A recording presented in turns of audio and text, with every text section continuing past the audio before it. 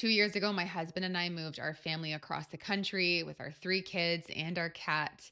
And moving anywhere is a big life decision, but especially moving across the country, it's a really big undertaking. So, I'm going to share our experience with you today, and hopefully, there's something you can learn if you're considering a similar move. My name's Lisa Larson. I am a local realtor here in the Hamilton and Niagara area, and I love to help people find a home. If you're moving or thinking about it, you can text me, call, email. I'd love to see how I can help you. So, my husband and I lived on Vancouver Island. We've lived there for about 8 years at the time, and we made the decision to move. Originally, I'm from Ontario. I grew up in Hamilton, was born there, and my husband and I had moved out west. His family's from there. He was born and raised there. So we moved out there to be closer to his family and as well for a work opportunity for him. Now, all my family is back here in Ontario, and that's just a tough thing. It feels like a lose lose situation sometimes because no matter where you are, you're always far from someone's family. So that was really hard on us. And we knew that eventually we would want to make the move back. There was a lot of factors in our decision. But when we finally came to, okay, this is a good timing, let's do it, then it was game on to make it happen. Part of that process, of course, is telling your friends and your family. So that's a hard one. It's mixed with joy and bittersweet emotions. So we went through all that, telling our friends and family, letting them know what was happening. We had a lot of support, which was really great. I know sometimes when people are making big moves, it's not always the same situation. We waited a little bit to tell our kids because we just wanted to get some things sorted out first. And it was also, we made the decision about 9 months before we actually moved. So there was a lot of time between moving or between deciding to move and actually moving. We didn't want to make it harder on them than it had to be, but we still wanted to give them a lot of time to be able to digest the information. So we told them about 6 months out. Now, in terms of logistics, packing. Oh my goodness. In my opinion, no matter where you are moving, I think it's never too early to start packing. Sometimes you don't realize how much stuff you've accumulated. And we definitely didn't realize going through all our things, how many things we were holding on to from various moves that we were like, why? We still had boxes. We lived in that house for 1 year. We still had boxes we had never opened. So clearly, we realized there was some stuff we could let go of and didn't need to move across the country. So we did a really big purge, got rid of so much stuff. And early on, we packed up Christmas decorations, holiday things, special occasion items that you only use once in a while. We packed those up so they were out of the way. One of the biggest tips that I have when it comes to packing is keeping the unpacking in mind. So I've moved so many times. We've moved 8 times in 9 years, and I will break all that down another time. But I finally developed a two-step packing system that made my life so much easier. The first part, maybe it's obvious, but writing on every box in big letters what room that box belongs in. It just makes the unloading so much easier on the other end. If you have friends or movers doing it, they can just look at the box and know exactly what area that box goes to. That one's obvious. The second part is numbering every single box. Put a big number on each box, and in your phone, you keep a Google document. So you're going to mark down that number and exactly what's in that box. You can be as specific as you like. I liked to be very specific because then once you've moved into your new place and you need to find that one specific thing that could be in a million different boxes, all you have to do is pull out that Google document, search that word, and it's going to highlight exactly what box it's in for you. It just makes unpacking so much less of a headache. Got our house packed up, and in the meantime, while that was going on, we were prepping our house to sell. Painting, fixing dents in the walls. We'd only been in that home for a year, so fortunately, there wasn't a ton of work to do. We have 3 children, so there was some nicks and dents in the walls, which it's life. It happens.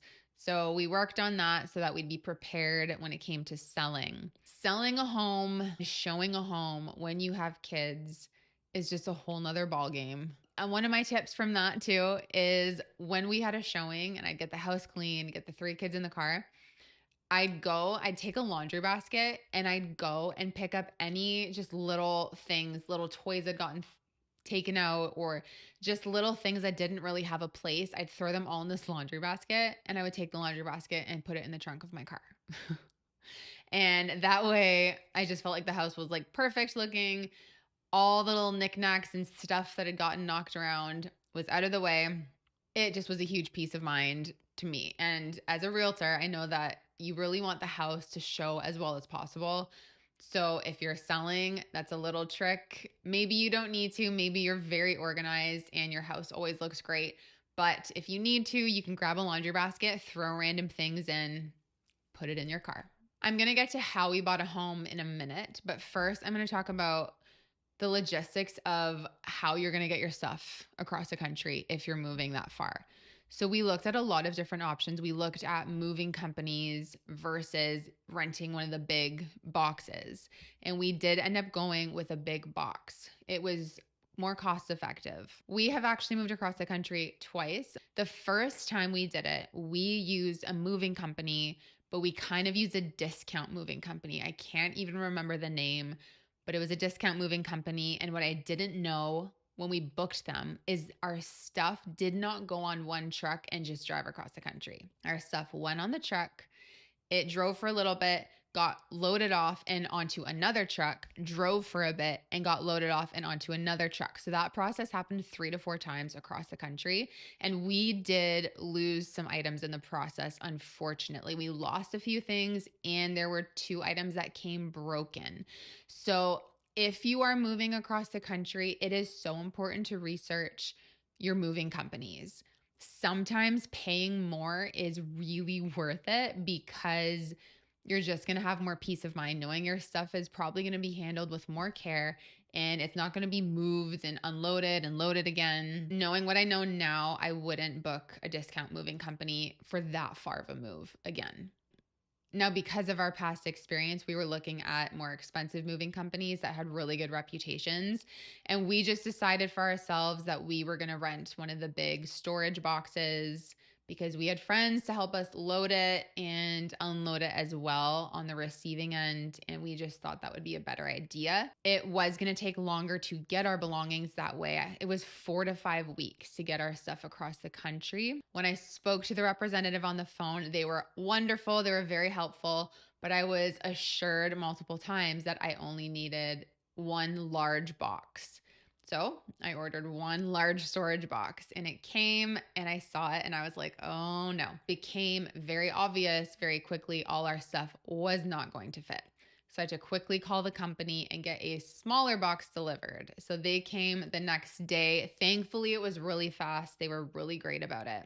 That was an extra cost. We had to rent the first large box and then also get a smaller one. So it was already more than we anticipated. We were able to fit all our belongings between the 2 boxes, which was great.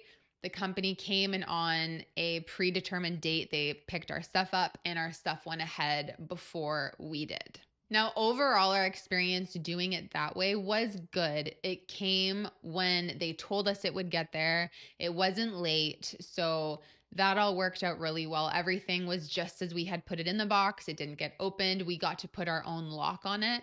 So that was really nice knowing our stuff was safe. And then we had the job on this end of getting some friends together and unloading the truck. Looking at that overall experience, if I had to do it again, honestly, I'd spend the bit of extra money to hire a professional moving company and have them load the truck and unload the truck for us. Moving is already such a big thing. There's a lot of emotions, a lot of factors. You're figuring all these things out. If the numbers work, to hire pros to do it just takes a huge weight off of your shoulders, literally. Buying our home. Okay, buying a home while you are across the country is an interesting process.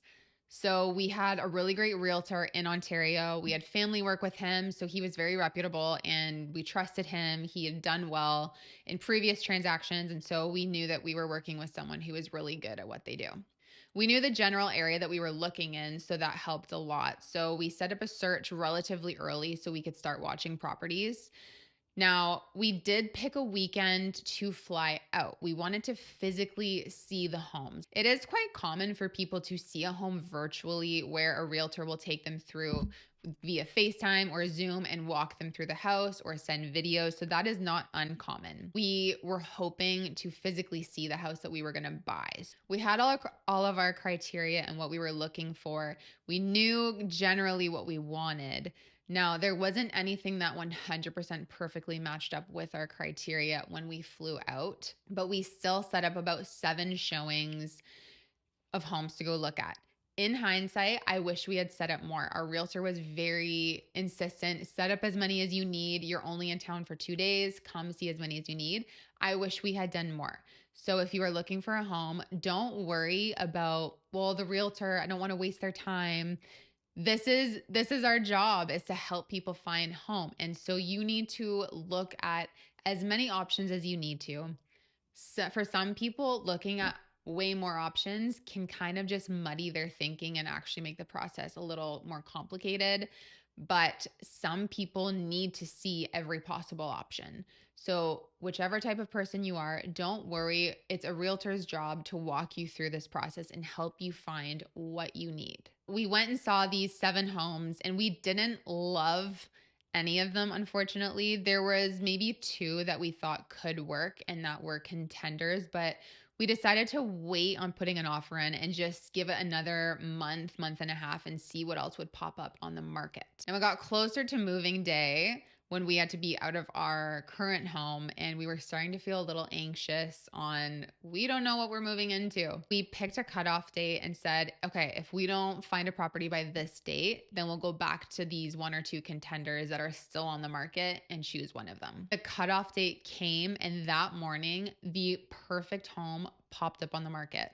It was under budget. It was exactly what we were looking for. We were looking for something that we could renovate, do some work on, had lots of space for our family. And this home popped up and it met basically everything. So I texted our realtor saying, we want this house. And he was like, don't you want to see it first? So I thought, yes, we should probably do a virtual walkthrough of this home before we actually decide to buy it. So my realtor went with a family member of ours and they FaceTimed us, walked us through the property so that we could see it, so that our realtor's eyes were on it. And I had a family member's eyes on it as well. And it was just green lights all around. The home really just looked like it needed cosmetic upgrades. We were risky and we did not ask for a home inspection. That is not something as a realtor I really ever recommend. We risked it knowing it could have come back to bite us in the butt. Thankfully, it hasn't. But I would always recommend you get a home inspection. Part of the reason we did that was because the home went on the market. And by the time we knew, we want to put an offer in, we knew there was already another offer coming in on the property. So we knew we were going into a bidding war. We were positioned pretty well going into the offer. We had financing in order already, and we just wanted to put our best foot forward. So we didn't get a home inspection. We went in slightly over asking and we ended up getting the property. We're very excited. So we knew, okay, we know where we're moving to and we knew what the house looked like. So I could already start designing and planning how we were going to reno this home. So we had shipped our stuff across the country. When it came to actually moving day, moving across the country, our stuff was gone. We had plane tickets booked because we were not driving across the country. That was just not even an option we considered. With 3 young kids, we didn't want to go there. One thing to definitely note, we were flying with a cat. Now, in the midst of everything going on, the one thing I overlooked was calling the airline ahead of time and letting them know, oh yeah, we have a cat that we're bringing on the plane. So we showed up at the airport, and for 45 minutes, our poor check-in attendant was trying desperately to make it happen for us that we could get on the flight with this cat. Unfortunately, airports only allow a certain amount of animals on a plane at one time, and we could not fly with our cat. So my in-laws had driven us to the airport, and when they knew there was something going on, they stayed and waited, and they had to take the cat home, and they flew out at another date bringing our cat to us. So if you are traveling with any animal, make sure, you probably will have thought of this already, but make sure you check in with the airline and just find out their policies. Make sure they know you're flying with an animal so that you don't have any issues on the day. Once we landed, we were in the new place to call home, and we got our keys for our home, went and set foot in it for the first time physically, which was such a bizarre feeling. We had the pictures, had videos of it, but actually stepping foot in the house, knowing this is our house, was a surreal feeling, and it was really cool. We did some renovations on the house, which are still ongoing 2 years later. That's how it goes sometimes. But we got floor laid down, painted, and then lived through a kitchen reno, which was absolutely not my favorite. But we did it. We managed. Had a lot of skip the dishes that week, but it worked out. And we've been very happy with this home. It's been such a great house for us. Don't forget to hit subscribe so you don't miss any other videos. And if you are moving to the Hamilton or Niagara area, I would love to chat more and see if I can help you. So reach out today. I'd love to hear from you.